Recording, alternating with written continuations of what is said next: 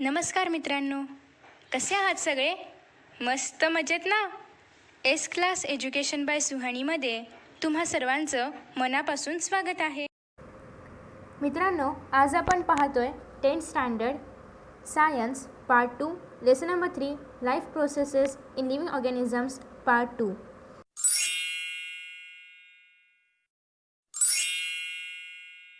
Always remember, the man is totally responsible whether the couple will have a boy or a girl child. Boy child होणं किंवा girl child होणं यासाठी man म्हणजेच father totally responsible असतो.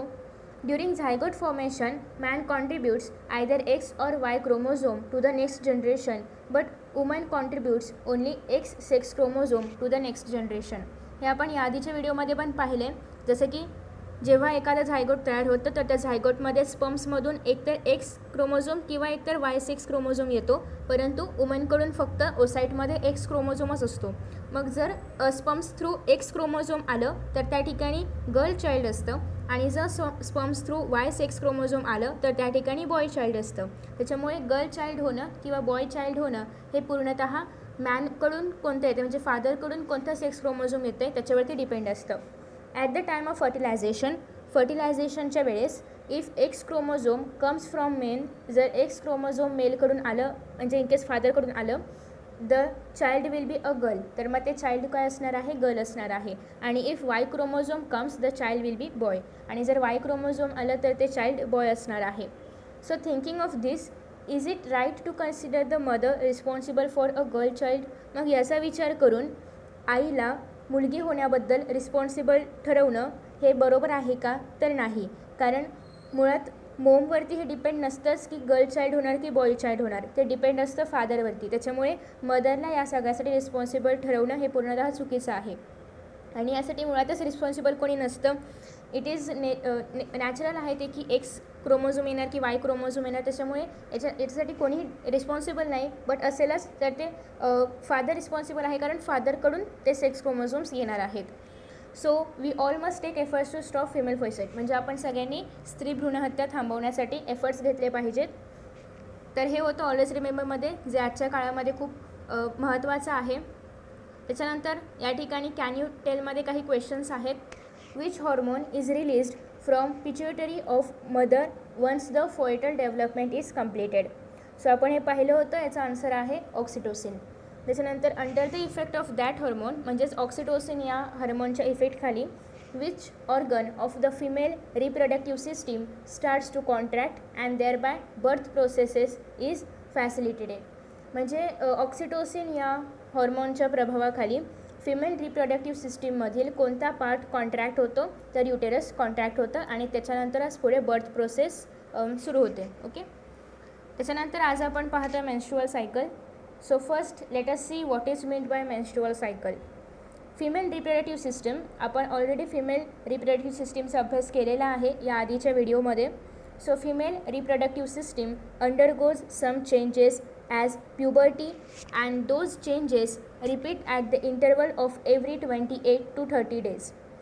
मग female reproductive सिस्टीम्समध्ये काही changes 28 किंवा 30 दिवसांच्या कालावधीने सतत घडून येतात प्युबर्टी एजपासून. प्युबर्टी एज म्हणजे काय की ज्या एजमध्ये फिमेल रिप्रोडक्टिव्ह सिस्टीम पूर्णतः मॅच्युअर होते, ते एज 10 to 13 yearsपर्यंत असू शकतं.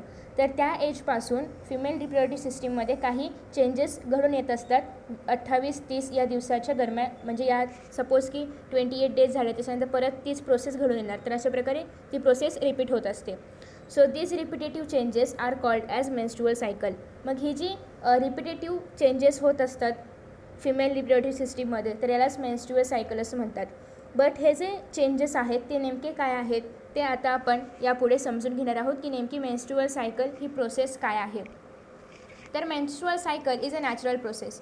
मेन्स्ट्रुअल सायकल ही काय आहे? नॅचरल प्रोसेस आहे, नैसर्गिक प्रक्रिया आहे, आणि it is controlled by 4 hormones. आणि मेन्स्ट्रुअल सायकल ही 4 हॉर्मोन्सच्या नियंत्रणाखाली घडून येत असते. आणि ते हॉर्मोन्स आहेत फॉलिकल स्टिम्युलेटिंग हॉर्मोन, ज्याला आपण FSH असंही म्हणतो, ल्युटिनायझिंग हॉर्मोन ज्याला LH असंही म्हटलं जातं, इस्ट्रोजन आणि प्रोजेस्टेरॉन. ओके. आता या ठिकाणी FSH आणि LH हे पिच्युटरी ग्लॅन्डमधून सिक्रेट होतात, आणि इस्ट्रोजन आणि प्रोजेस्टेरॉन हे ओव्हरी किंवा ओव्हरीमधून होतात, बट ओव्हरी हे फोलिकलमध्ये असतं, त्याच्यामुळे फोलिकल थ्रू पण फोलिकलची डेव्हलपमेंट होत असणं ते सिक्रेट होतात, ते आपण पुढे बघणार आहोतच. So one of the several follicles in the ovary starts to develop along with the oocyte present in it under the effect of follicle stimulating hormone. आता फिमेल रिप्रोडक्टिव्ह सिस्टीमच्या बॉडीमध्ये जेही फॉलिकल्स असतात त्या फॉलिकल्समध्ये आता या ठिकाणी हे जे पर्पल कलरचं दिसतं आहे तर ते आहे फॉलिकल्स, ते आवरण आहे, आणि हे जे या ठिकाणी व्हाईट कलरचं आहे तर ते आहे ओसाईट. सो फॉलिकल्समध्ये ओसाईट असतात, आणि हे जे फॉलिकल्स आहेत हे जेव्हा ओव्हरीमधून बाहेर येणार तर तेव्हा त्यांची डेव्हलपमेंट होते, आणि त्यांची डेव्हलपमेंट FSH या हॉर्मोनमुळे, या हॉर्मोनच्या इफेक्टमुळे होत असते. जसं की आता याच्यातून एक फॉलिकल बाहेर आलेला आहे, त्याच्यामध्ये ओसाईट प्रेझेंट आहे, सो याची थोडीशी डेव्हलपमेंट झाली, अजून ते डेव्हलप होईल. तर अशा प्रकारे ही जी डेव्हलपमेंट आहे तर ती FSH म्हणजेच फॉलिकल स्टिम्युलेटिंग हॉर्मोनच्या मदतीने होत असते किंवा त्याच्यामुळे होत असते. त्याच्यानंतर नेक्स्ट आहे दिस डेव्हलपिंग फॉलिकल सिक्रेट्स इस्ट्रोजन. आणि हे डेव्हलप होत असताना आता हे फॉलिकल जेव्हा डेव्हलप होणार तेव्हा हे जेव्हा डेव्हलप होत जाणार तर तेव्हा त्यातून इस्ट्रोजन नावाचं हॉर्मोन सिक्रेट केलं जात असतं. So endometrium of the uterus starts to develop. आता या ठिकाणी इंडोमेट्रियम काय आहे आपण पाहिलं आहे आधी की फिमेल रिप्रोडक्टिव्ह सिस्टीम कशा प्रकारची आहे. या ठिकाणी काय आहेत, ओव्हरीज आहेत, तेव्हा ते जेव्हा बाहेर येणार या ठिकाणी ओव्हिडक्टमधून ते बाहेर येत असतात, आणि इथे त्यांना जेव्हा स्पर्म इथून ट्रॅव्हल करत येणार तर तेव्हा स्पर्म आणि इथे दोघांचं फ्युजन होतं. ओके, सो आता या ठिकाणी हे काय आहे, युटेरस आहे, त्याच्यानंतर हे वजायना आहे, आणि इथे युटेरसच्या इथे जे एक खूप थिन लेअर तयार होतो जेव्हा इस्ट्रोजन प्रोड्यूस केलं जातं किंवा सिक्रेट केलं जातं, तर तेव्हा त्याच्यानंतर इथे एक छोटासा लेअर तयार होतो, तर त्या लेअरला आपण इंडोमेट्रियम असं म्हणतो. अशा प्रकारे एक लेअर तयार होतो युटेरसच्या आतमध्ये, खूप थिन लेअर असतो तो, सो त्याला आपण काय म्हणतो, इंडोमेट्रियम ग्लँड किंवा endometrial gland. Endometrium of the uterus starts to develop, आणि ते डेव्हलप होतं कधी, ड्युरिंग फर्स्ट सायकल म्हणजे जेव्हा प्युबर्टी एज असेल तेव्हा, किंवा रिजनरेट ड्युरिंग सबसिक्वेंट सायकल्स, आणि मग त्याच्यानंतर 28 किंवा 30 डेज नंतर जेव्हाही कधी परत मेन्स्ट्रुअल सायकल सुरू होईल तर तेव्हा पण ते रिजनरेट होतं. त्याच्यानंतर परत पुढे आहे under the effect of oestrogen, आणि मग इंडोमेट्रियम डेव्हलप होतं कोणाच्या इफेक्टखाली, इस्ट्रोजनचे, कारण इस्ट्रोजनच्या नंतरच या ठिकाणी इंडोमेट्रियम जे आहे ते डेव्हलप व्हायला स्टार्ट होणार आहे इस्ट्रोजन या हॉर्मोनच्या इफेक्टखाली. मीनवाईल दरम्यान developing follicle completes it's development. मग आता या ठिकाणी हे फॉलिकल पण डेव्हलप होत होतं, मग याची डेव्हलपमेंट त्या दरम्यानच्या काळामध्ये पूर्ण होऊन जाते. मग जेव्हा त्याची पूर्ण डेव्हलपमेंट होणार जेव्हा त्याची पूर्ण डेव्हलपमेंट होणार तर आता या ठिकाणी डेव्हलपमेंट झाल्यानंतर ते ब्रस्ट होतं, आणि under the effect of luteinising hormone and oocyte is release, this is called as ovulation. आणि मग जेव्हा याची पूर्णतः डेव्हलपमेंट होते तर तेव्हा हे जे या ठिकाणी फॉलिकल आहे ज्याच्यामध्ये फ्लुइड मटेरियल प्रेझेंट आहे, हे जे बाकीचं मटेरियल आहे ते फ्लुइड आहे, आणि मध्ये कोण आहे, ओसाईट आहे. सो हे जेव्हा ह्याचं कवर जेव्हा ब्रस्ट होणार तर यातून ओसाईट जे आहे तर ते बाहेर येणार, आणि त्यासोबतच हे जे फ्लुइड मटेरियल आहे तर ते पण बाहेर येणार. कधी, जेव्हा त्याची पूर्ण डेव्हलपमेंट होईल तेव्हा, आणि ही जी प्रोसेस आहे याला आपण ओव्ह्युलेशन असं म्हणतो. सो ओव्ह्युलेशन झाल्यानंतर पुढे आता या ठिकाणी हे जे काही टिश्यूज आहेत, जे हे ब्रस्ट झाल्यानंतर जे टिश्यूज बाहेर आलेले आहेत, जे फ्लुइड मटेरियल बाहेर आलेलं आहे, so remaining tissues of the burst follicle forms the corpus luteum. आता हे जे टिश्यूज आहे त्यापासून परत काय तयार होतात, कॉर्पस ल्युटेनम तयार होतात, आणि corpus luteum starts to secrete progesterone, आणि कॉर्पस ल्युटेयम काय करतात, प्रोजेस्टेरॉन नावाचं हॉर्मोन सिक्रेट करतात. Endometrial glands secrete their secretion under the effect of progesterone. मग आता एंडोमेट्रियल ग्लँड्स जे असतात, जे आपण बघितलं की युटेरसच्या आतमध्ये खूप थिन लेअर असतो, सो एंडोमेट्रियल ग्लँड्स पण प्रोजेस्टेरॉन या हॉर्मोनच्या इफेक्टखाली सिक्रेशन करतात. म्हणजे ते ब्लड असतं, ब्लडचा लेअर असतो तो. So such endometrium is ready for implantation of embryo. मग ते सिक्रेट करतात म्हणजेच काय, तर त्या ठिकाणी त्यांचा एक असा लेअर तयार होतो, जसं की या ठिकाणी युटेरस आहे. सो प्रोजेस्टेरॉन या हॉर्मोनच्या इफेक्टखाली ते इथे त्यांचा लेअर असा पूर्ण तयार करणार, आणि such endometrium is ready for implantation of embryo. आणि मग हा जो या ठिकाणी तयार झालेला एंडोमेट्रियमचा लेअर आहे हा एम्ब्रिओच्या ग्रोथसाठी रेडी असतो. ओके, म्हणजे या ठिकाणी जेव्हा स्पर्म आणि ओवमचं फ्युजन होणार, तर तेव्हा या ठिकाणी जे झायगोट तयार होऊन येईल, तर त्याचा जेव्हा एम्ब्रिओ बनेल तर ते एम्ब्रिओच्या डेव्हलपमेंटसाठी किंवा एम्ब्रिओच्या ग्रोथसाठी या ठिकाणी जे हा एंडोमेट्रियम लेअर तयार झालेला आहे तर तो रेडी असतो, म्हणजे त्याचं बेबीज डेव्हलपमेंट करण्यासाठी तो रेडी असतो. त्याच्यानंतर नेक्स्ट आपण पुढच्या पेजवर जाऊया. आधी आपण पुन्हा एकदा ही प्रोसेस समजून घेऊया. सो फर्स्ट या ठिकाणी जे ओसाइड्स आहेत ते कशामध्ये आहेत, फोलिकलमध्ये आहेत, आणि फोलिकलमध्ये असलेले ओसाइड्स डेव्हलप व्हायला स्टार्ट होतात कोणामुळे, FSH म्हणजेच काय, follicle stimulating hormone. Follicle stimulating हॉर्मोनच्या इफेक्टखाली हे काय होतात, डेव्हलप होतात. आणि जेव्हा हे पूर्णतः डेव्हलप होत असणार त्या प्रोसेसमध्ये ते इस्ट्रोजन हा हॉर्मोन जो आहे तर तो रिलीज करतात. आणि त्याच काळामध्ये काय होतं, इंडोमेट्रियम पण डेव्हलप व्हायला स्टार्ट होतं युटेरसमध्ये. कोणाच्या इफेक्टखाली, या इस्ट्रोजनच्या इफेक्टखाली. सो इस्ट्रोजनच्या इफेक्टखाली इंडोमेट्रियम डेव्हलप होत असतानाच त्याच काळामध्ये या ठिकाणी फोलिकलची डेव्हलपमेंट पूर्णतः होते. जेव्हा त्याची पूर्ण डेव्हलपमेंट होते तेव्हा ते जे आहे तर ते ब्रस्ट होतं आणि त्यातून ओसाइड बाहेर पडतं, आणि त्याचबरोबर जे फ्लुइड मटेरियल आहे तर ते पण ब्रस्ट झाल्यानंतर बाहेर येणार, आणि याला आपण ओव्ह्युलेशन असं म्हणतो. मग आता या ठिकाणी हे जे टिश्यूज जे ब्रस्ट झाल्यानंतर बाहेर आलेले आहेत, कारण ओसाइटमध्ये काहीतरी फ्लुइड मटेरियल असतं, सो हे जे बाहेर आलेले टिश्यूज आहेत तर यांच्यापासून या ठिकाणी कॉर्पस ल्युटेयम तयार होतं, आणि या कॉर्पस ल्युटेयम जे आहेत तर ते प्रोजेस्टेरॉन हे हॉर्मोन सिक्रेट करतात. आणि प्रोजेस्टेरॉन या हॉर्मोनच्या इफेक्टखाली इंडोमेट्रियल ग्लँड्स जे आहेत तर ते पण सिक्रेशन करतात. आणि मग ते जे तयार झालेलं इंडोमेट्रियम ग्लँड असते किंवा इंडोमेट्रियम ग्लँडने सिक्रेट झाल्यानंतर जे इंडोमेट्रियम तयार होतं, सो ते जे इंडोमेट्रियम असतं तर ते एम्ब्रिओच्या इम्प्लांटेशनसाठी रेडी होतं. ओके. आता next, if oocyte is not fertilised within 24 hours, जर ओसाइट 24 hours फर्टिलाइज नाही झालं, म्हणजे जर स्पर्मसोबत त्याचं फ्युजन 24 hours नाही झालं, तर corpus luteum becomes inactive and transforms into corpus ॲल्बिकेन्स.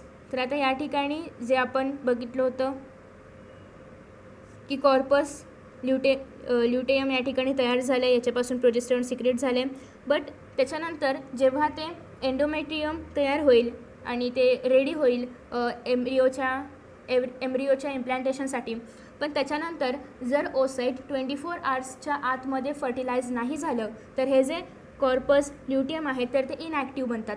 मग ते जेव्हा इनॲक्टिव्ह बनतील तर तेव्हा त्याचं ट्रान्सफॉर्मेशन कशामध्ये होतं, कॉर्पस ॲल्बिकेन्समध्ये. ओके.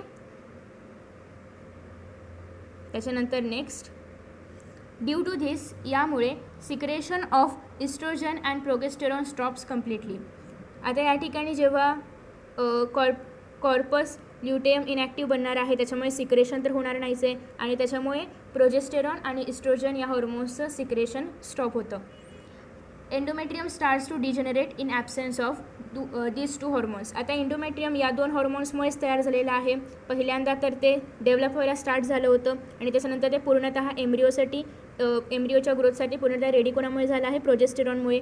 मग आता या दोन हॉर्मोन्समुळेच या ठिकाणी एंडोमेट्रियम तयार झालेलं आहे. आता हे जर दोन हॉर्मोन्स नसतील तर एंडोमेट्रियम पण राहणार नाही, तर ते या दोन हार्मोन्सच्या ॲब्सेन्समध्ये रिजनरेट होऊ लागतं. मग त्याच्यानंतर पुढे आहे टिश्यूज ऑफ डिजेनरेट होतं ते, मी मग अशी रिजनरेट बोलली, डिजेनरेट होतं. डिजेनरेट म्हणजे ते निघून जातं, ते त्याच्यामध्ये जे तयार झालेलं असतं ते निघून जातं.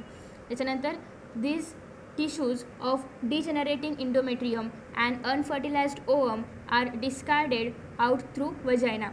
मग हे जे एंडोमेट्रियम ग्लँडमध्ये जे सिक्रेशन झालं होतं तर ते डिजेनरेट होणार आहे. सो हे जे डिजेनरेट होत असलेलं जे मटेरियल आहे तर ते, आणि त्याचबरोबर जो अनफर्टिलाइज्ड ओव्हम आहे, म्हणजे आता हे जे ओसाइट आहे ते फर्टिलाइज झालेलं नाही, सो तो काय आहे, अनफर्टिलाइज्ड. मग हा अनफर्टिलाइज्ड ओव्हम आणि हे सगळं सिक्रेशन काय होतं, डिस्कार्ड केलं जातं थ्रू वजायनामधून डिस्कार्ड केलं जातं.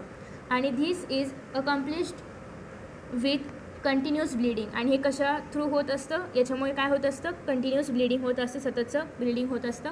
आणि bleeding continuous approximately for 5 days. आणि हे ब्लिडिंग अप्रॉक्सिमेटली 5 days चालू राहतं. आणि this is called as menstruation, आणि यालाच आपण मेन्सुरेशन असं म्हणतो. So this was the process of menstrual cycle. त्यानंतर आहे unless the oocyte is fertilised and embryo is implanted this process is repeated every month. आणि जोपर्यंत ओसाईट फर्टिलाइज होत नाही आणि एम्ब्रिओ फॉर्म होत नाही किंवा एम्ब्रिओ तयार होत नाही तोपर्यंत ही प्रोसेस दर मंथला रिपीट होत असते. If the embryo is implanted, आणि जेव्हा एम्ब्रिओ तयार होतो म्हणजेच काय, तर जेव्हा ओवम फर्टिलाइज होतं तर तेव्हा repetition of this cycle is temporary stopped. ही जी सायकल आहे रिपीट होते प्रत्येक महिन्याला तर ती स्टॉप होते. कधीपर्यंत? Till the parturition and thereafter period of breast feeding. जोपर्यंत बेबी बॉर्न होत नाही किंवा बेबी पूर्णतः बाहेर येत नाही आणि त्याचबरोबर जोपर्यंत मॉम ब्रेस्ट फिडिंग करत असते तर त्या कालावधीमध्ये ही सायकल स्टॉप होते आणि त्याच्यानंतर आफ्टरवर्ड्स परत आहे त्याप्रमाणे मंथली चालू होते. Menstrual cycle is a natural process. Menstrual cycle ही एक नॅचरल प्रोसेस आहे. And the woman experience severe pains during this period. आणि या कालावधीमध्ये वुमन्स खूप अशा असह्य वेदनांना सामोरे जावं लागतं किंवा तीव्र वेदनांना सामोरे जावं लागतं. आणि severe weakness is felt due to heavy bleeding. आणि खूप ब्लिडिंग झाल्यामुळे 5 days कंटिन्युअसली ब्लिडिंग झाल्यामुळे वुमनला तीव्र असा अशक्तपणा पण येतो. There is higher possibilities of infections too during this overall period. आणि या सगळ्या कालावधीमध्ये इन्फेक्शन्स होण्याच्या पण पॉसिबिलिटीज जास्त असतात. Due to all such reasons, आणि या सगळ्या कारणांमुळे there is need of rest along with special personal hygiene. आणि या सगळ्या कारणांमुळे त्या ठिकाणी रेस्टची गरज असते with special personal hygiene. Okay, तर अशा प्रकारे this was the today's topic. In next video we will see reproduction and modern technology. मित्रांनो, तुम्हाला जर हा व्हिडिओ आवडला असेल ना तर नक्कीच व्हिडिओला लाईक करा, शेअर करा. त्याचबरोबर यांसारखे नवनवीन व्हिडिओज पाहण्यासाठी चॅनलला सबस्क्राईब करा आणि नोटिफिकेशन बेल आयकॉनवर क्लिक करा. म्हणजेच मी जेव्हा यांसारखे नवनवीन व्हिडिओज अपलोड करेन तेव्हा तुम्हाला त्याचं नोटिफिकेशन मिळत राहील. मित्रांनो, असेच छान आणि मस्त व्हिडिओ या चॅनलवरती अवेलेबल आहेत. त्याचबरोबर 10th स्टँडर्डच्या सर्व विषयांचे व्हिडिओज देखील अवेलेबल आहेत.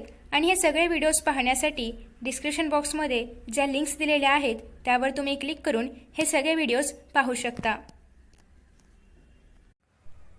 चला तर मित्रांनो, आता या ठिकाणी आपण इथेच विश्रांती घेऊया.